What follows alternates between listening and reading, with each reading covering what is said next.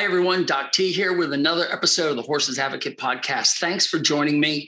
I have an eclectic podcast today, meaning I have a couple of different topics I want to go over, all based on some things that happened this week in my practice.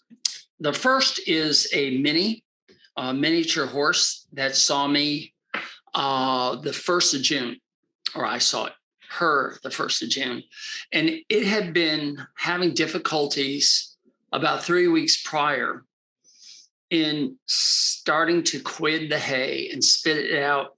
But more importantly, was packing the hay in the cheek. And I find that a lot of minis do this. They just stop cleaning out the space between their upper cheek teeth and the cheek. And this particular mini was on the left side, and almost all of them are on the left side, or they're on both sides. But I find it kind of interesting that this happens.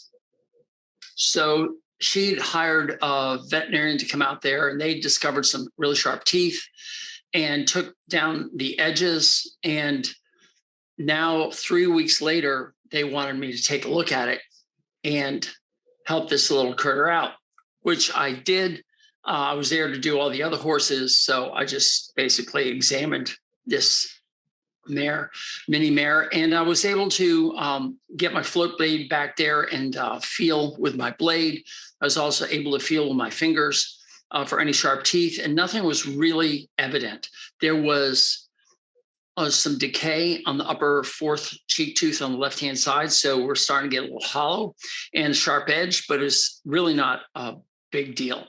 There really wasn't a reason for this little guy to get up there and, pack hay.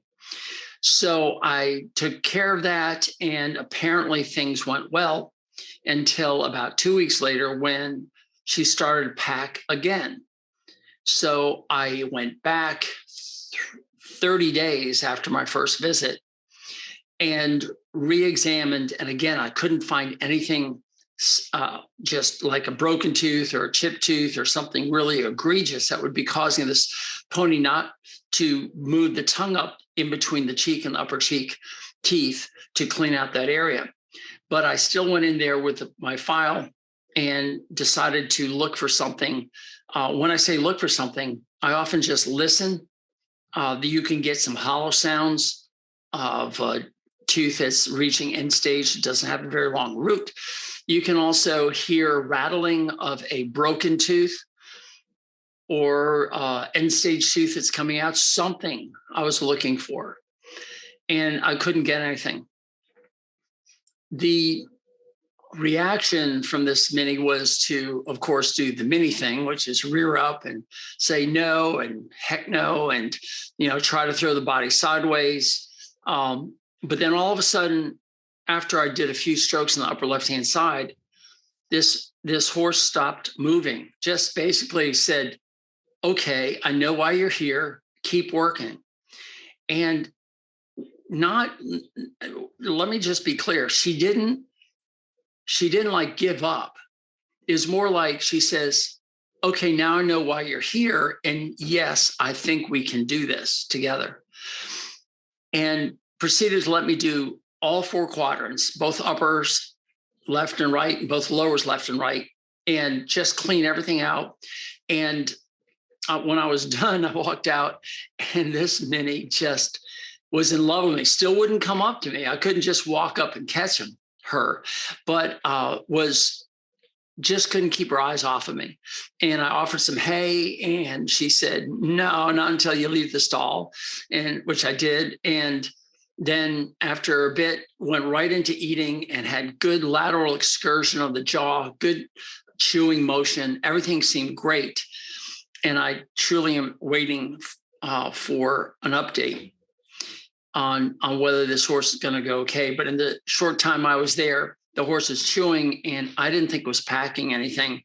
Although the owner said, yeah, I think that there is some packing going on already. So it brings us to the question, why would a horse start packing hay in between their cheek and their teeth? And if you think about sharp edges and the inability to move the tongue, or the unwillingness to move the tongue anywhere where there's a sharp edge, that to me is so logical. It makes sense. And I've been able to clean out the sharp edges of older horses that have a stale smell, and the stale smell coming from the mouth. And truly, I call it a stale mouth, old man breath, because they're just not cleaning the mouth, because the tongue doesn't want to move because the teeth are so sharp. And within a month, I'll come back and the teeth are doing great and the stale smell is gone. And that's what I'm hoping and expecting. But this horse didn't have a stale smell. It just had packing hay. And I don't know what it was because there was no egregious sharp point. So what else could be causing a tongue not to move? I'm just guessing here. But I've seen it in some minis where there's really no reason for it, but they just won't move their tongue. Maybe they've bitten it in the past. Maybe they keep biting the tongue accidentally and they're tired of it, so they just don't move the tongue. A habit has formed. I'm not sure. I think that there's also another option, and that is EPM. The owner had EPM diagnosed on one of her horses about a week before I went to see the horse the last time. And she was wondering if EPM could be affecting the way the tongue moves. And deep down, I don't think so. I certainly would defer to internal medicine people who understand these things a little bit more, but the tongue is innervated from the brainstem and is one of the original brain nerve connections with all the other brain mass coming in later in evolution. So this is from the primitive side of the brain. And I think most animals protect the tongue movement with everything they've got, because if they can't move the tongue, they can't eat. But the bottom line in this particular horse was EPM or sharp tooth or whatever, the horse is still eating. It just wants to keep it packed up on the side. And while distressing for the owner, it doesn't seem to cause any distress to the horse. So I just want to bring your attention to one of the few cases I have of a horse packing hay between the cheek and the teeth. Almost every time it is in a miniature horse. And I'm not too sure why it's happening, but you have to do some floating, sometimes 2 or 3 floats, just to make sure you're getting all the spots that this particular individual is considering a problem. Along the lines of cheeks, I was asked many years ago to come take a look at a horse with puffy cheeks. I'm like, what the heck is puffy cheeks? And when I got there, the cheeks of this one horse were filled with air. I mean, just imagine looking at a chipmunk, but instead of finding nuts packed in there, you're finding nothing but air. So you could just push on the side of the cheek and it would just go in. And then as soon as you release, it would fill back up again.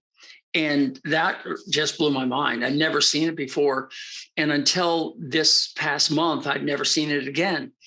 And sure enough, I'm working on a horse and I'm just looking at it and the cheeks are puffed out, just like a chipmunk, more on the right side than the left, but filled with air. And I could just press it in and it would go away.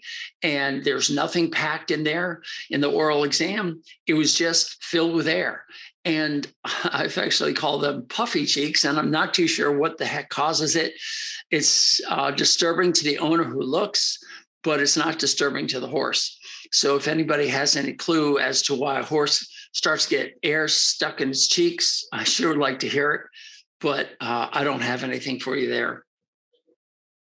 Let's see, what else happened? I had another person call with a very common complaint, and it was 2 complaints in one. The first was her large horse, warm blood type horse, had started to ball up hay and spit it out. And we call that quidding, Quidding, quidding. I don't know if it's related to what the British call a quid as far as their monetary system goes. Maybe it's just a handful of money. I don't know. But a horse on occasion will start to chew the hay and will make a bolus that they consider unswallowable.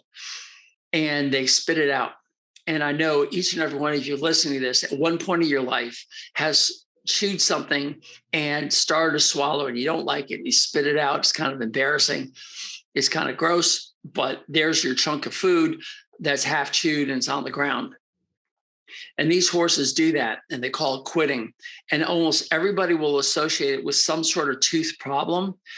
And included in that are missing teeth, teeth that are painful, tongue that's painful, doesn't want to orchestrate the movement of the hay into a bolus. Any of these things that are usually pain related or obstruction related. In other words, you could have a tooth that's fractured, it's hanging out and kind of blocking the path of the tongue and of the movement of the bolus, and it'll start balling up and spitting out. The horse usually is pretty smart to go to the other side of the mouth to get their food, but a lot of them will also not be that smart, and they'll just spit it out. So that's called quitting, and a dentist, veterinarian can go in there and identify these things and then correct it if it's correctable. But what happens if there's nothing to correct? What happens if the teeth were floated about 30 days earlier by somebody that you intimately know? In other words, I had seen the horse 30 days earlier, and it does have 3 broken teeth, and I smoothed up all the areas, and the horse is fine. And now the owner's saying that the horse is starting to ball up hay and spit it out. So the first thing I go to is the alternative to bad teeth. Again, there are always 2 sides to the story, right? And one side is there's a tooth problem. But what I find more often than not is the teeth aren't the problem. The problem is the materials you're putting in the mouth.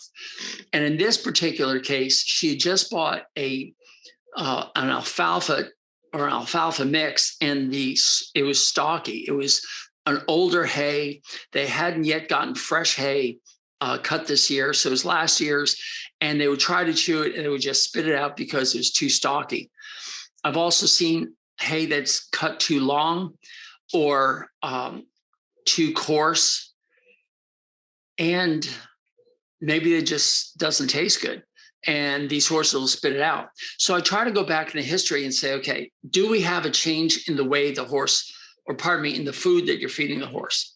And then I'll also ask, is the horse quitting on grass? And 99.9 times out of 100, they'll always say no. I mean, it's a really rare event where they're having problems with the hay. And then you can almost assuredly say that it is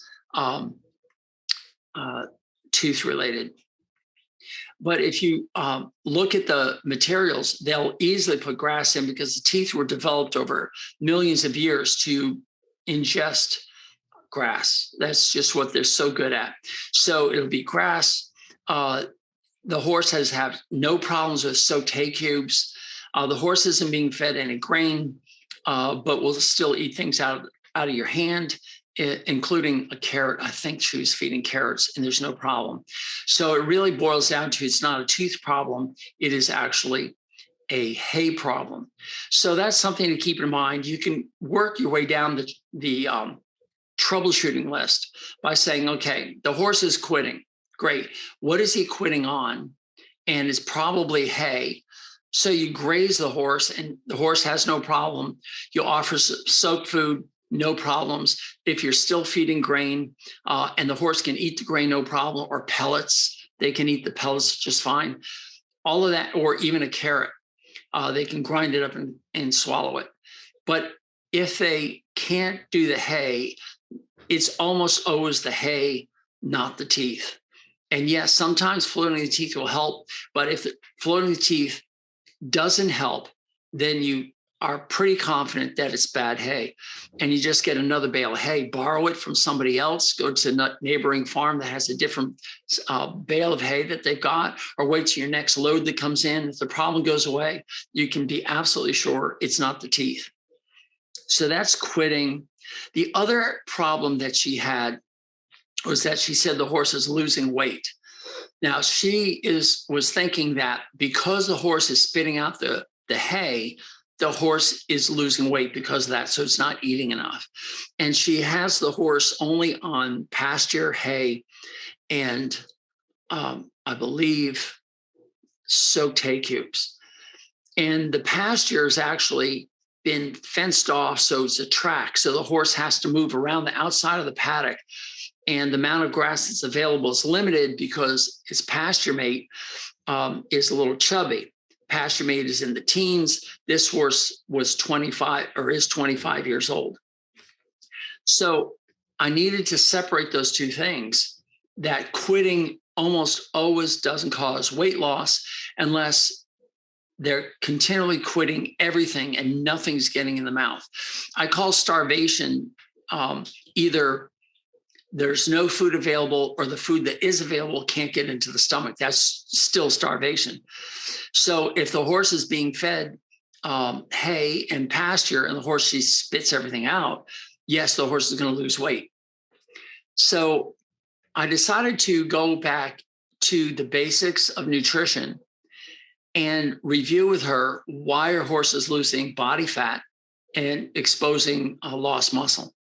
And I thought I would just do that again today, one more time for all of you. I'm finding that this concept, once you get it, is simple, but until you get it, it's complicated because there are so many conflicting stories or ideas out there and misinformation of what a sugar is, that it's hard for people to put the pieces together. But I spent some time on the phone with her and I could hear her say, oh yeah, oh, okay, I get that now. So I want to spend the remainder of this podcast talk to you about why a horse will lose body fat.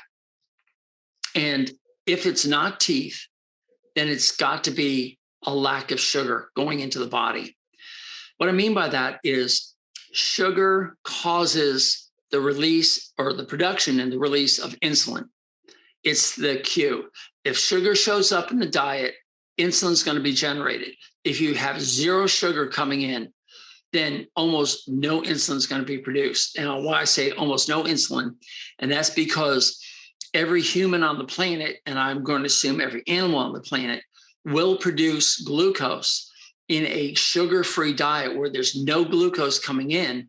Your body needs glucose to survive. So it will convert amino acids, which are the building blocks of proteins, into glucose. It's called gluconeogenesis. And in the past, I've been talking about gluconeogenesis because horses and humans will end up having a sugar-free diet when fed excess sugar. Now that complicates things in people's minds because if you're swimming in sugar, how can you be sugar deficient? And the reason is we are so efficient at grabbing any sugar that comes in our diet and sequestering it. And the reason we sequester it, hide it, is because if insulin can't grab the sugar and hide it, and the sugar is free floating through the bloodstream. It's called blood glucose. And everyone knows about blood glucose. You can get continuous blood glucose monitors, which means you can put a patch on your arm and it can transmit to your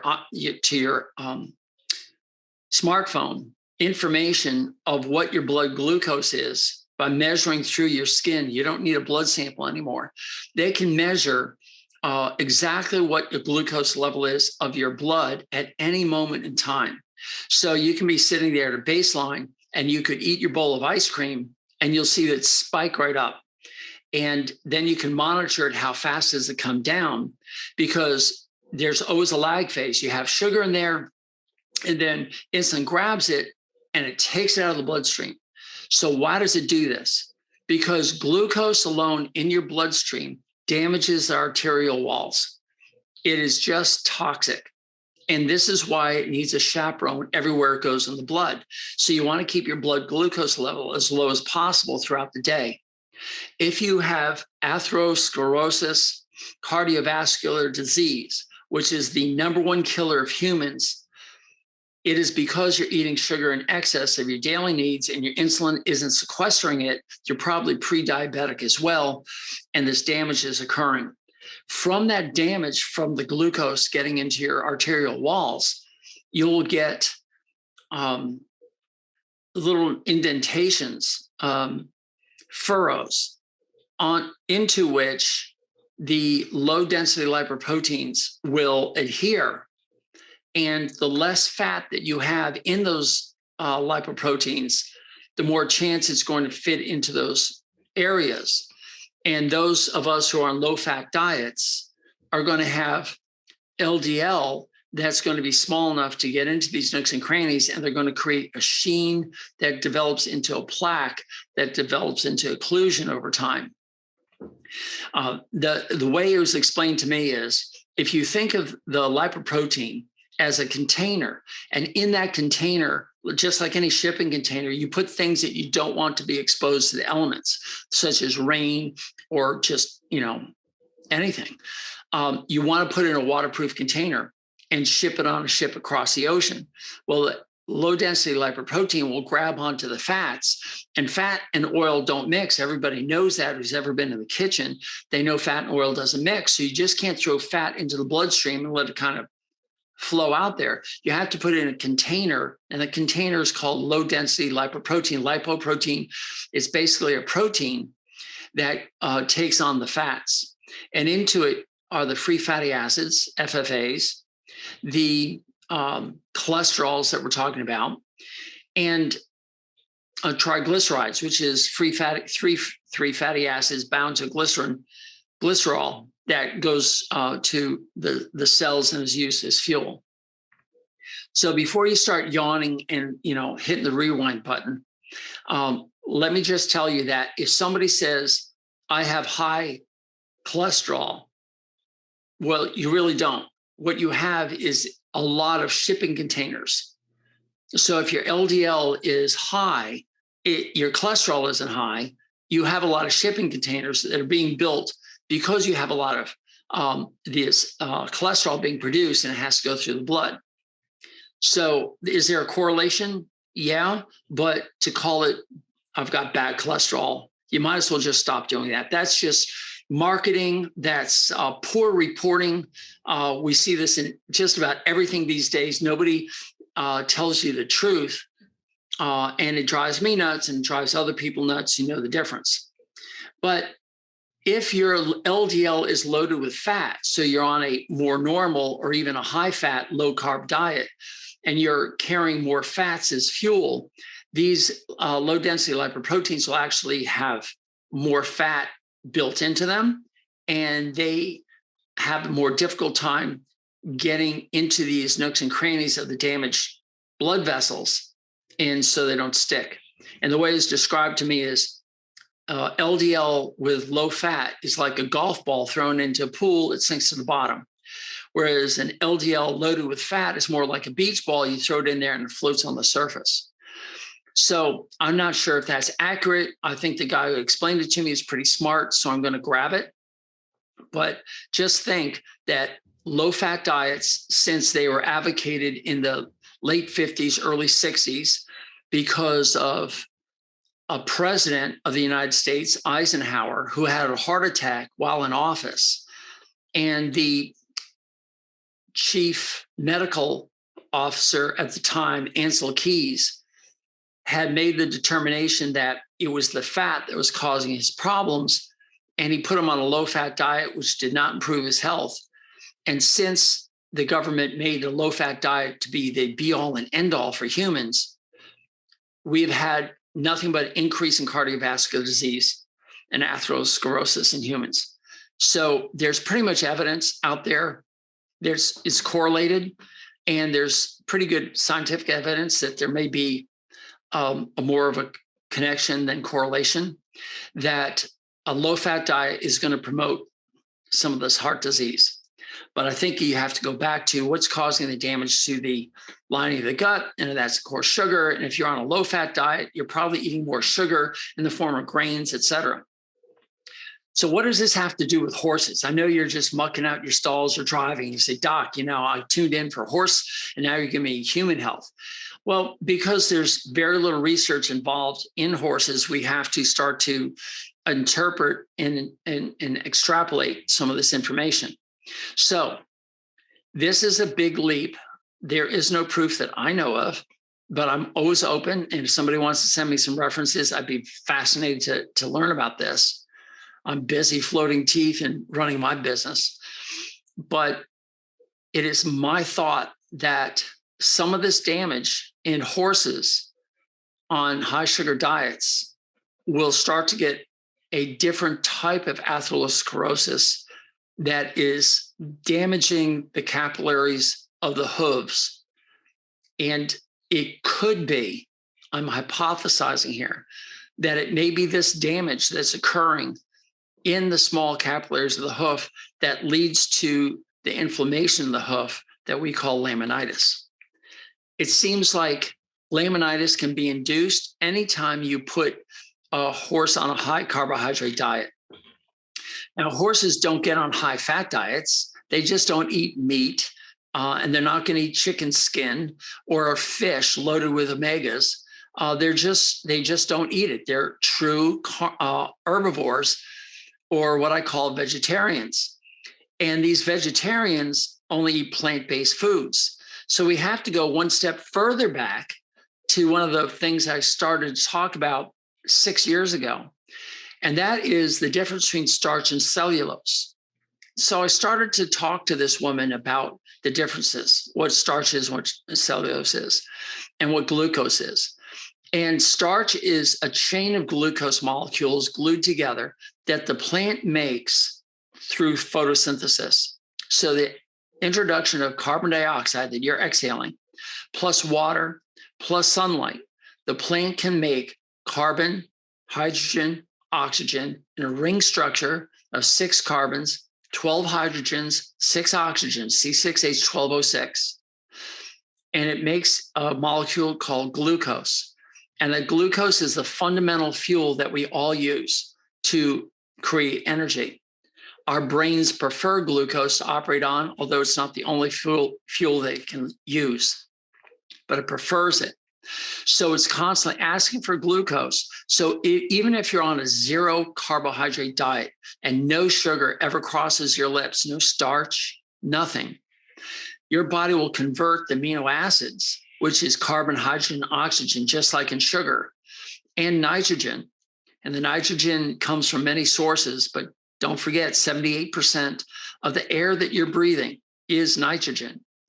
And it'll cleave off that nitrogen, leaving carbon, hydrogen, oxygen of the amino acid, and it converts it into glucose. So your amino acids that build all your proteins can be converted. And I've read someplace that about 15% of all the sugar that is used in our body comes from this gluconeogenesis in a normal, healthy individual. What happens is the more sugar you feed, the more it produces sugar from proteins. So you have an increased protein loss. This is why horses and humans that are on a high sugar, low protein diet will continually lose protein over a lifetime.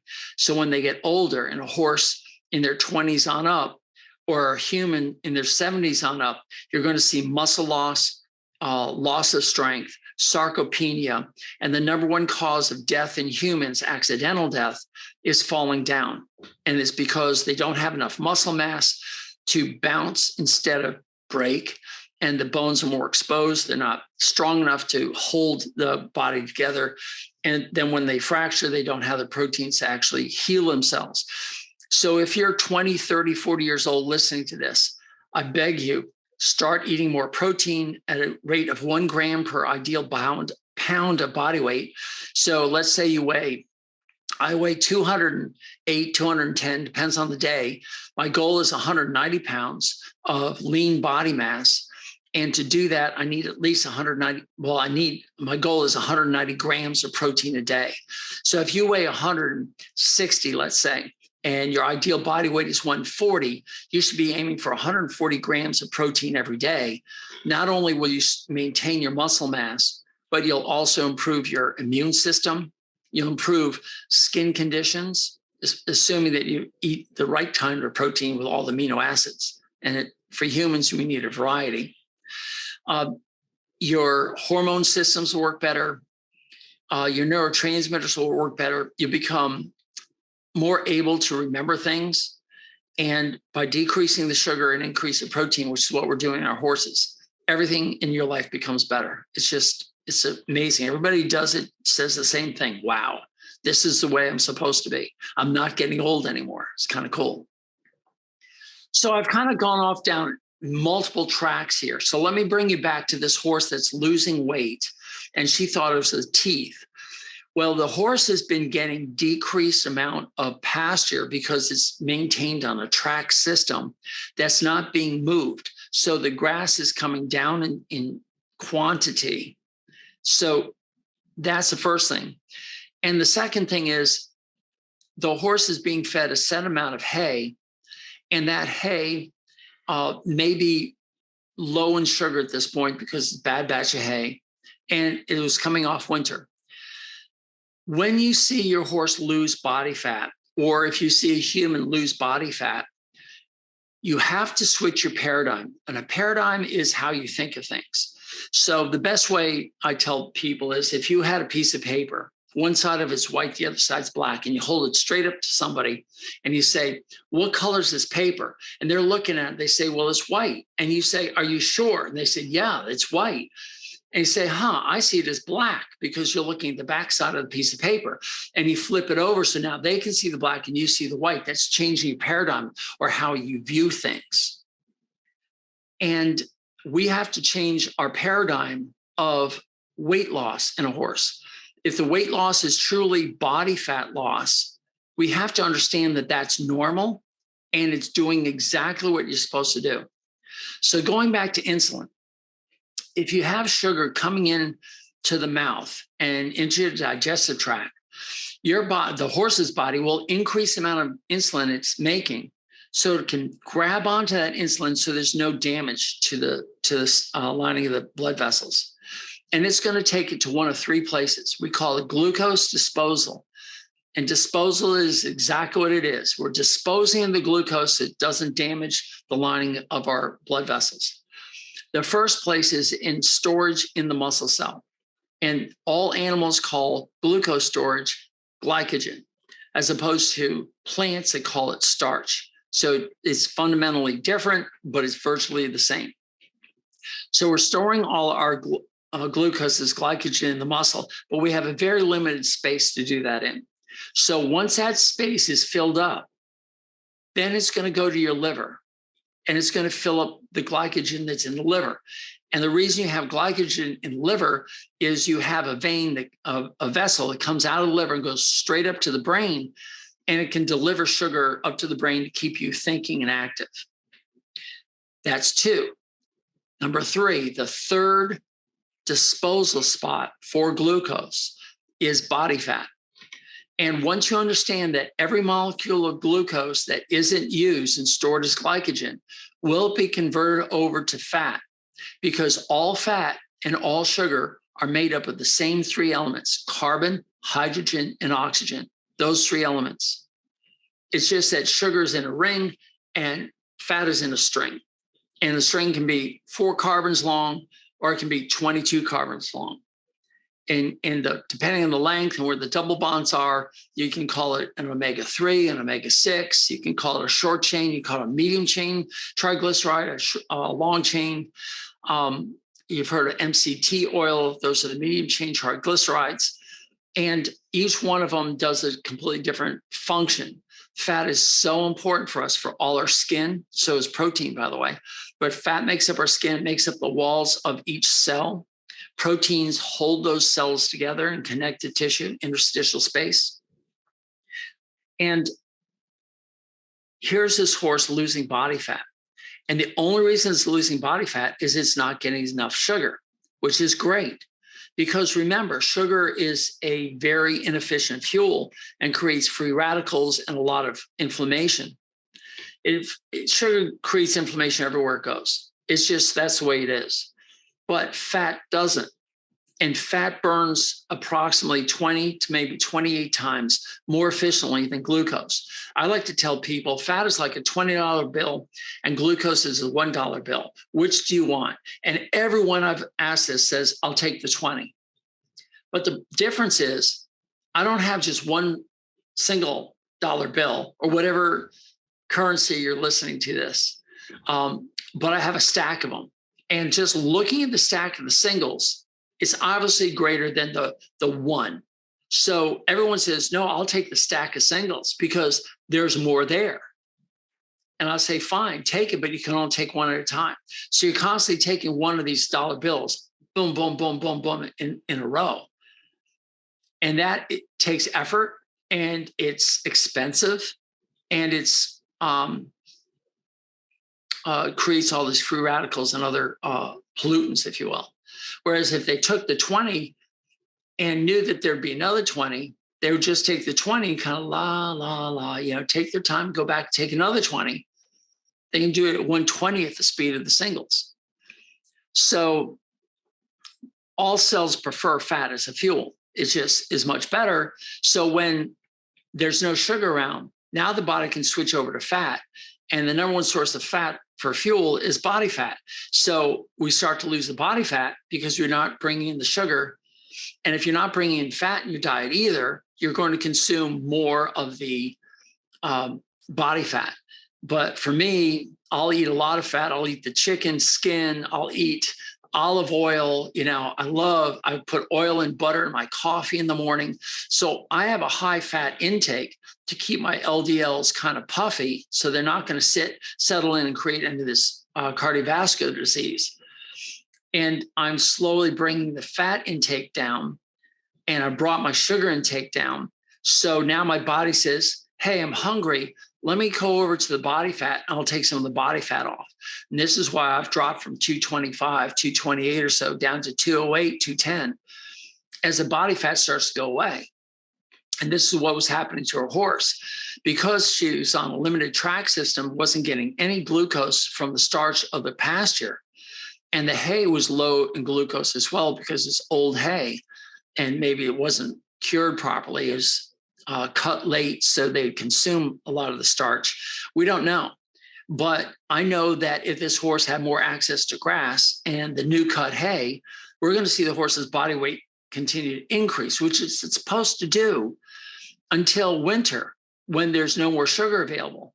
And remember, hay is last summer's pasture. So if you're not feeding hay in the winter and all they've got is the dormant pasture winter, they're going to be eating more cellulose, and cellulose is being converted by the body fat, by the body bacteria, the bacteria in the hindgut. They're going to convert that into short chain fatty acids. So hay provides glucose in the form of starch, and it provides fatty acids in the form of cellulose digested by the gut bacteria if the gut bacteria are correct. They're not damaged. And they're damaged when you feed excess sugar and grains and other things. So in a nutshell, this woman is not too worried about the teeth causing weight loss. She now understands what is causing the weight loss in the horse. And she's thinking that with more access to summer grass and more hay available, this horse should start to add body fat. And then she can back off the hay and pasture as winter comes and keep the weight ideally where it should be, so the horse isn't going to consume the excess protein, which leads to top line loss, to poor hair coat, to poor skin, to poor hooves, to bad connective tissues such as suspensory ligaments, to neurodegenerative diseases such as Cushing's disease. I mean, it all just falls apart if you don't give enough protein and they start consuming it.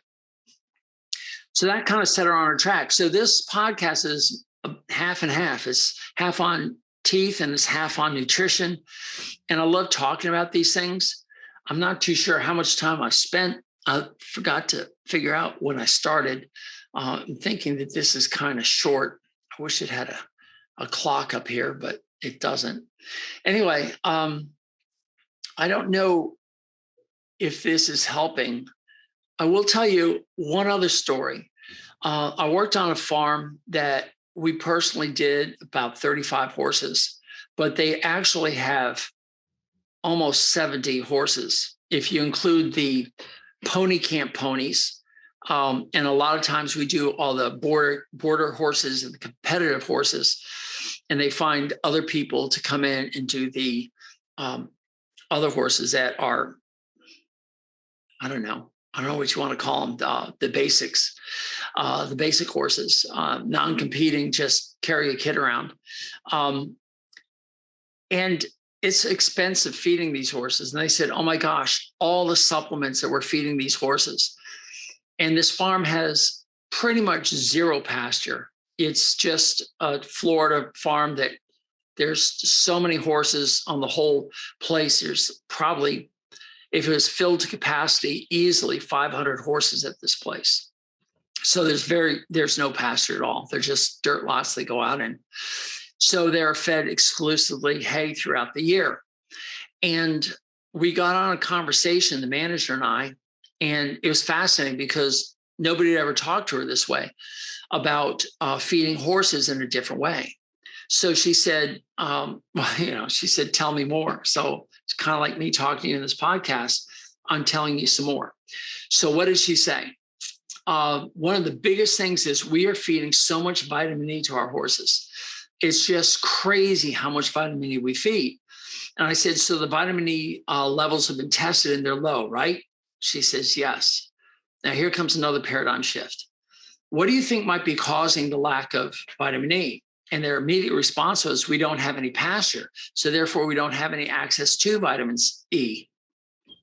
I said, all right, what would happen if you had the materials for the vitamin E, but they weren't making the vitamin E inside of them?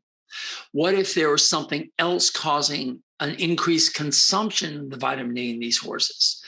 How do we actually know what's happening in vitamin E in horses?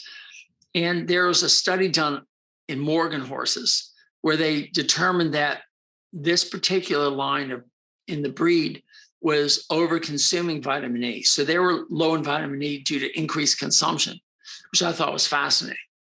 But I also know that every vitamin out there has got to be worked on with enzymes. So what's an enzyme? An enzyme is a molecule, a large molecule. It's actually a protein. And this protein acts as a catalyst. It either creates the process or it helps the process along. And every one of the cells in your body and your horse's body, there are processes going on, billions of times a day or even a second. It's just amazing. There are certain steps. It's like a recipe. If you want to make a cake, you take the ingredients and you have to add water and you have to beat it a certain way and you have to shape it a certain way. And then you have to put it in an oven in a certain way and, baking or broiling or whatever, or even boiling or microwaving. There's all different ways.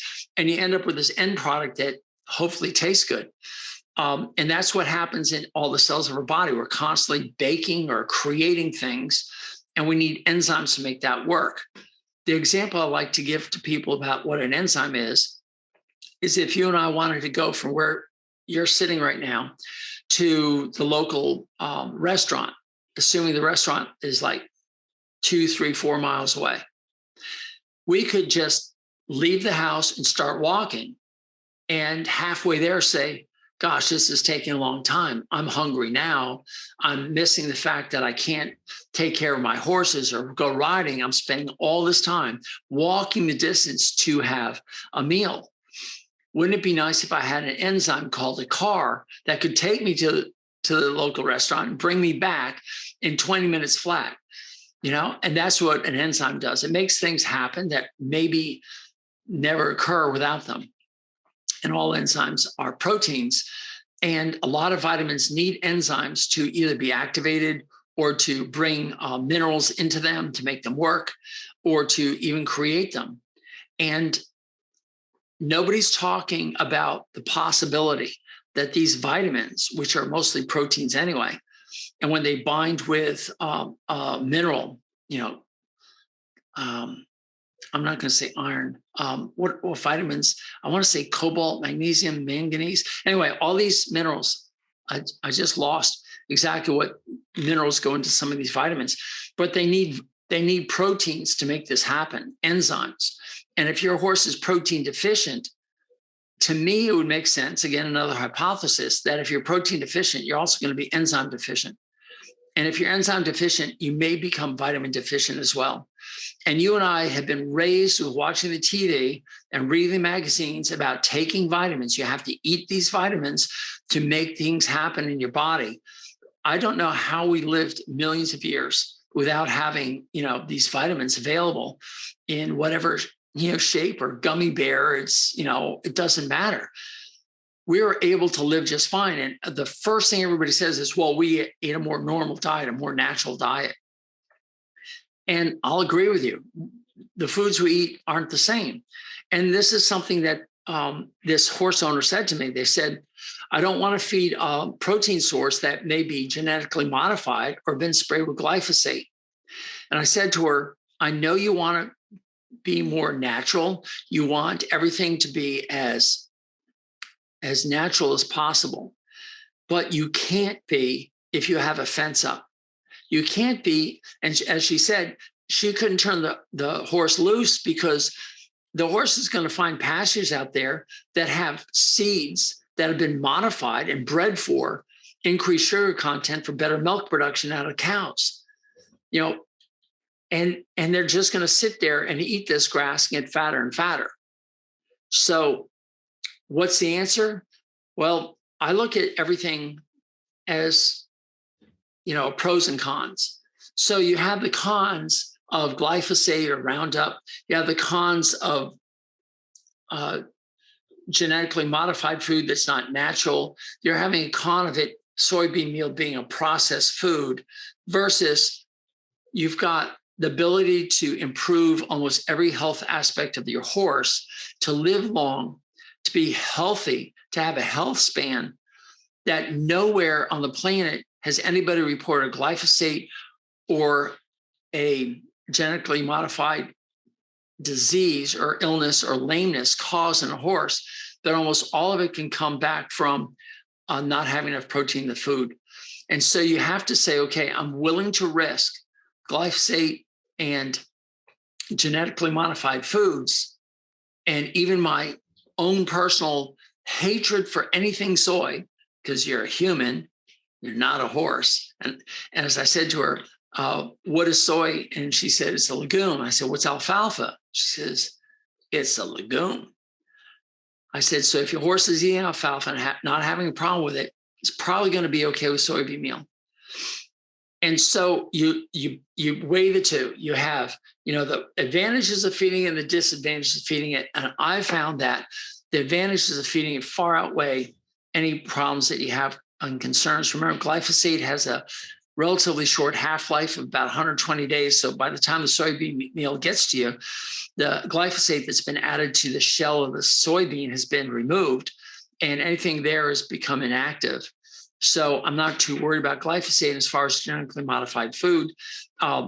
Those who are worried about genetic modification, who originally made it a concern, are now backtracing themselves and saying, oops, we made a mistake. There's been no evidence anywhere that genetically modified food is causing a problem. And even more so, if genetic modification means that somebody's gone in and changed the genetic makeup, the DNA of this animal, or pardon me, of this plant, so it becomes resistant to glyphosate, fine, they've changed the structure, but all the proteins that they change are still made up of the same amino acids. They never change the amino acids. And when that food enters your stomach, your horse's stomach, gets down in the acid bath, and trypsin, the enzyme that breaks up proteins, these proteins are broken up into very short proteins, like syllables of a word, and to the letters of the word called amino acids. So it's no longer recognizable as anything genetically modified or nature made. It's just not going to recognize it. And as it moves into the small intestine to be absorbed, you're going to see a lot of amino acids just being absorbed. It's just like you're getting a whole box full of letters. The letters could have had a word that was a cuss word, and you absolutely don't want a cuss word. But now all you have is letters. And now that those letters can be reassembled to make beautiful words, it's the same letters, just different proteins. So genetically modified food really isn't going to have a big difference because the acids are indifferent to it. They're going to break it down anyway. Trypsin's indifferent to it. and it's not going to cause damage to the horse or to the human. Anyway, that's my thoughts on genetically modified food. Glyphosate, adding soybean meal to add protein. That's going to be the ticket for this horse. It's going to start building some top line. I didn't mention that the 25-year-old horse also has scratches and rain rot and skin allergies and other things and a poor top line. So we have all these illnesses, and we have possibly a solution of reducing sugar, which we already have done. So we're seeing the weight fall off, and adding a high quality protein that's going to put the muscling back on, going to create the skin to become healthier. It takes about almost 2 years for the skin to become really good at protecting themselves against insect allergies. To see the hoof improve, it takes about 4 months before most farriers will say, wow, what a difference. And certainly a year or two, and sole abscesses and stuff get decreased. So yeah, horses are protein deficient, humans are protein deficient, and I guess I'm on a mission. So that's the end of this podcast. I don't think I need to go on any further. Know that if a horse is quitting and Quidding and spitting out balls of hay, that it could be tooth related, but more likely it's food related. Rule out the teeth and now look at the food. Second, if you're feeding food to a horse that quids, you may have to chop it, get in shorter lengths, or soak it so it's more of a slop, and they should be able to eat it just fine. And that's how you have to manage these horses, especially if it's a fancy word here, idiopathic, meaning we don't have a reason for it happening, like in this mini that I saw. And we just have to adjust, and hopefully that the horse will grow out of this condition and start eating food correctly. But if your horse is losing weight, I doubt if it's from not eating, because if the horse is consuming what you feed it and consuming even 95% of it, it's not going to lose weight because you're starving it. Yes, it could be spitting out a bunch of the food, but it's probably not the cause of weight loss. The weight loss or the fat loss is because they're consuming their sugars, they're consuming their body fat, because the amount of glucose that's entering the body has been reduced. That could also include inflammation in the gut. So some of these hard keepers have so much inflammation in their gut that they're not getting any sugar in. So the horse will continually be underweight because of gut inflammation. And you get these horses uninflamed by just feeding ground plants and getting rid of all the balancers and equalizers and grains and treats that you're feeding the horse in an attempt to get more weight on the horse. And you'll see that a lot of these horses will start to fatten up all on their own if they haven't gotten too much damage to the gut lining, and the gut microbiome can come back. I have just basically fire hosed you with nutrition information. I know I have. If you guys really want to learn this, I really beg you, come on over to the Horses Advocate, become a member. You can have access to the nutrition course where you can see me in video. I don't hold anything back. Everything's free if you want it. But if you want it more organized, and if you want to start asking me questions and dig down deeper and listen to some of our rounds that we put on every month, where we can answer some of these questions and get to understand a little bit more, become a member. The membership supports what I do.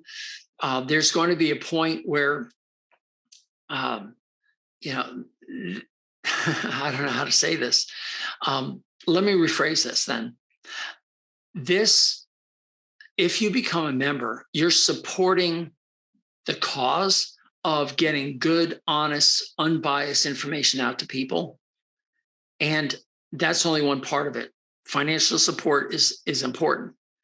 But it's more important that you tell other people about this podcast, that you tell other people about the website, for those who are industrious and have the courage to break away from old habits and dig deep and find out good information, do the right thing for the horses. Everything's there. Just send people there. Send them to this podcast.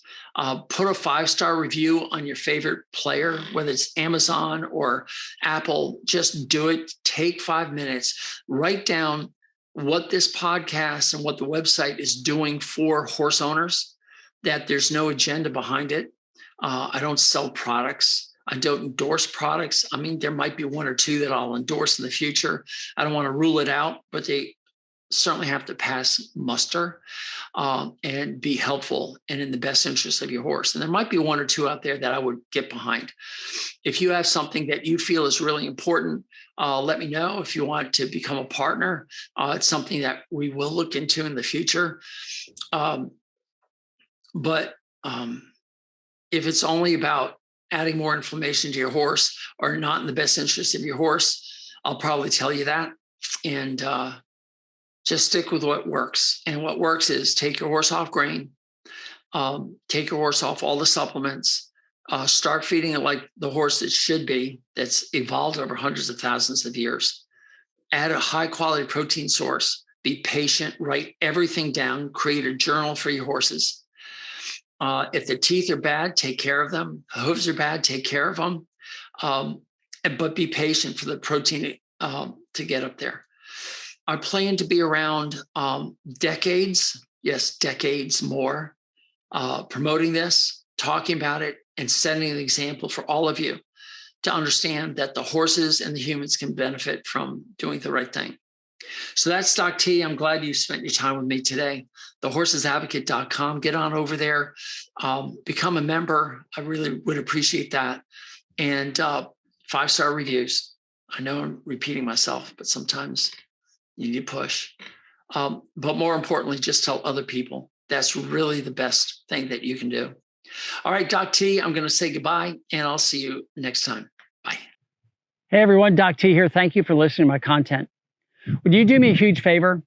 Would you please subscribe, comment, like, thumbs up, and give a star review? However it's presented to you, I want you to do that. There's 2 reasons. The first, of course, is to improve this product. This way I know what you like, what you don't like, what I can improve upon, what topics you want me to cover. But more importantly, it's also going to help others find me. And by doing that, you are now engaged in this mission of helping horses thrive in a human world. By you helping, we can reach others. And that I would be so grateful for. And remember, go to thehorsesadvocate.com for updates on this information. Thehorsesadvocate.com. And again, thank you so much for being here. Doc T out.